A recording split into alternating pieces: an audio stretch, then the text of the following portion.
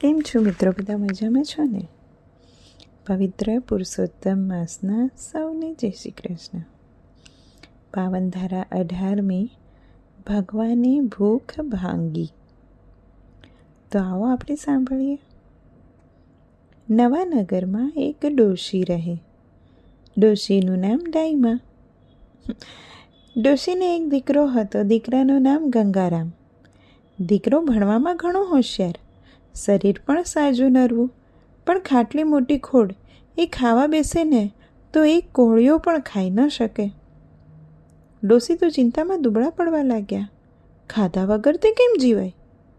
દીકરો ન ખાય તો માના ગળે કોળિયો કેમ ઉતરે? આમ તો ડોશીનો જીવ ઘણો ટૂંકો.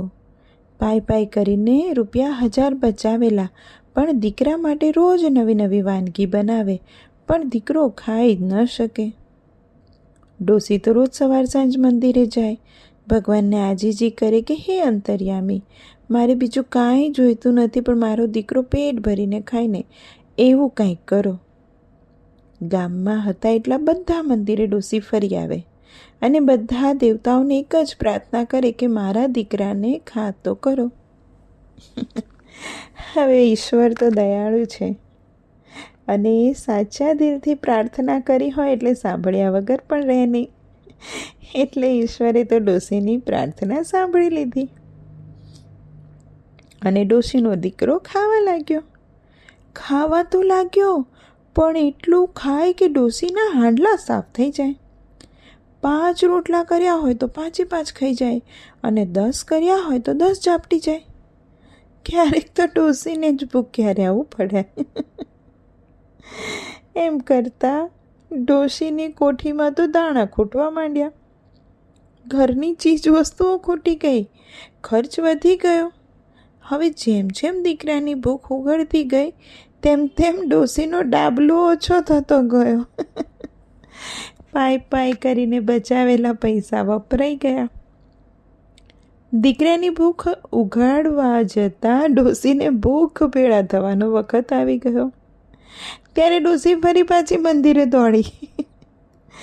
જઈને ભગવાનને પ્રાર્થના કરવા લાગી કે હે પ્રભુ, હવે બસ કરો, ખમૈયા કરો મારા દેવ, હવે કાંઈ વધ્યું નથી. આ છોકરો તો 10 જણાનું ઝાપટી જાય છે. હવે તો ડાબલાનું તળિયું દેખાય છે.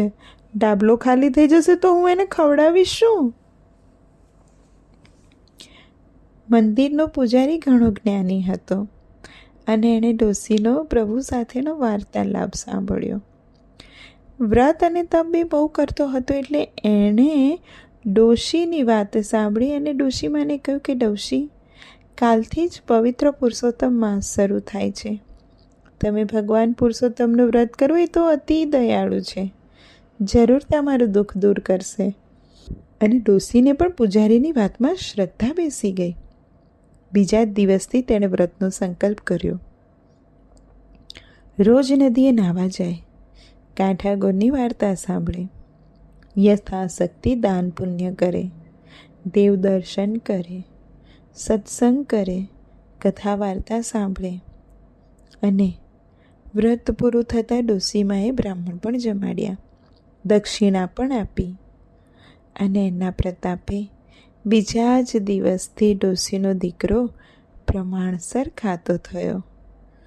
ત્યારે ડાઈમાં નાહી અને ટાઢક થઈ. પુરુષોત્તમ તણા વ્રતનો મહિમા અપરંપાર, શોક સંતાપ દૂર રહે, સુખ મળે સંસાર. હે પ્રભુ, જેવા ડાઈમાને ફળ્યા તેવા વ્રત કરનાર, વાર્તા સાંભળનાર અને વાર્તા વાંચનાર તમામને ફળજો. તો મિત્રો, કેવી લાગે છે વાર્તા એ જરૂરથી જણાવજો. અને કાલની વાર્તા માટે કાલે બી દોકડાની વાર્તા છે. તો ત્યાં સુધી મોજ કરો અને રોજ કરો. સૌને જય શ્રી કૃષ્ણ.